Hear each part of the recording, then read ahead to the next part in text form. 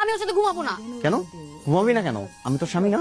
আমি তোমাকে স্বামী বলে মানি না। ও আচ্ছা, বিদেশে বসে যখন টাকা পাঠাতাম তখন তো সেগুলো ভাতের মতো কষ্ট করে খাইতোস, তখন তো আমার মাথায় তুলে নিয়ে আসতি, আর এখন আমার দিয়ে মানবি না নাকি? চল রুমে চল। এটা কি হলো? তুমি নিচে ঘুমাবা। আমি নিচে ঘুমাবো? আমি যদি নিচে ঘুমাই তোর লগে বিছনায় কে ঘুমাইবো? তোর নাগর?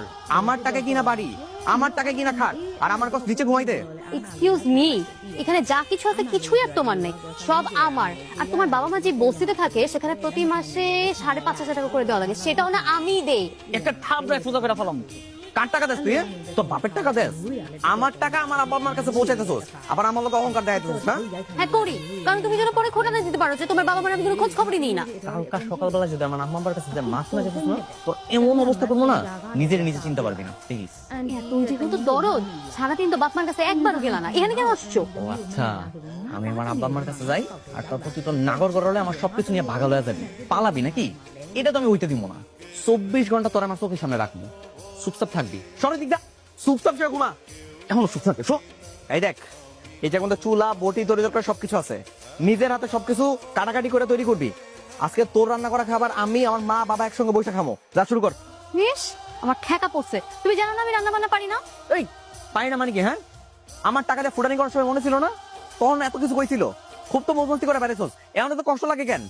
সুন্দর মতো বসে রান্না বান্না শুরু কর, কাটাকাটি করবি। যা যা, বসে কেন যা। শোন না, বৌমা রানবে কেমনে? হ্যাঁ, কোনদিন মাটি চুলে রানছে?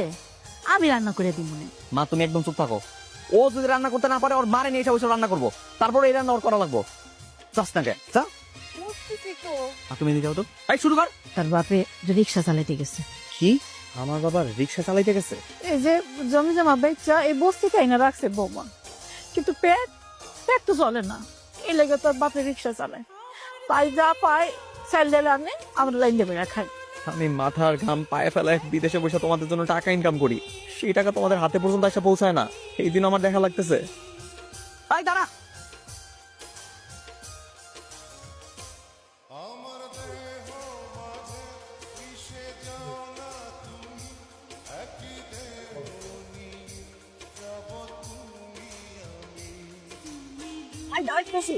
রাত ভাষা নেওয়া কি?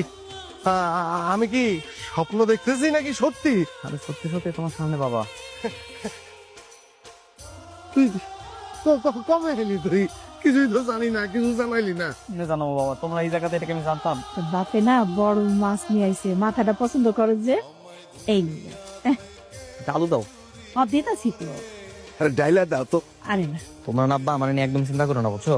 আমি খুব তাড়াতাড়ি ওর কাছ থেকে আমার জায়গা সম্পত্তি আবার নিজের নামে লেখাই নেবো, আর তারপর তোমাকে দুজনে নিয়ে আবার আমি আমার নিজের বাড়িতে উঠবো। বেশি একটা ঝামেলা করার দরকার নাই আব্বা, বৌমা এই যুগের মায়া তো, এই জন্য একটু অন্যরকম। ওরে যদি আমি শিক্ষা না দিচ্ছি না, তাহলে জীবনে সোজাইবো না, মরার আগ পর্যন্ত এমনই থাকবো। তাড়াতাড়ি খোল না, আবার চলে আসবো।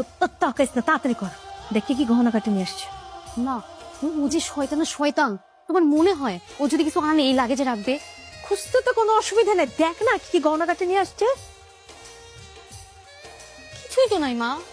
কিচ্ছু হবে না, রাখ। ওইভাবে দেখা লাগে না, দেখা লাগে এরকম করে দেখ।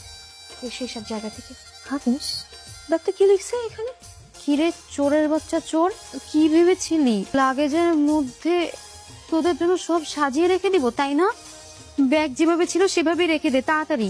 কত বড় হরান সাদা, হ্যাঁ? তোকে চোরের বাচ্চা চোর বলে? কত বড় বদমাইশ তোর জামাই। মা, হ্যাঁ, চোরের বাচ্চা মানে তুমি চোর আর আমি তোমার বাচ্চা। আমি চোর? আপনারা আসলেই চোর, আর তুই যত বড় চোর তার থেকে বেশি তোর মা। দেখো, মুখ সামলাই কথা বলবা, উল্টা পাল্টা যা মুখে আসে সেগুলো কিছু বলবা না। আমরা তোমার ব্যাগটা খালি দেখতেছিলাম যে সব ঠিকঠাক আছে কিনা। আপনি নিজে চুপ করেন, নিজের মুখে সামাল দেন। মেয়েটারে কুবুদ্ধি দিয়ে যে একটা ডাইনি বানায় ফেলাইছেন, অমানুষ হয়ে গেছে। হ্যাঁ হইছি, আরো হবো। কি করবা? একটু করে ওটা নিয়ে আস্তে আস্তে কি করবো তুই খালি দেখবি। আমার টাকা পয়সা তো তোর আমি জীবনে মুগ্ধ করতে দিব না। হ্যাঁ শোন, এখানে বসে না ওর গানাগুলো শোনার সময় আমাদের নাই। চল, চল, চল। চলো মা। এই কই যাস তুই? হ্যাঁ, তোরে যে বলছিলাম আমাদের জন্য বস্তিতে যে রান্না করতে পারছ না কেন? আমি কি তোমার চাকর যে বসে থেকে রান্না করতে যাব?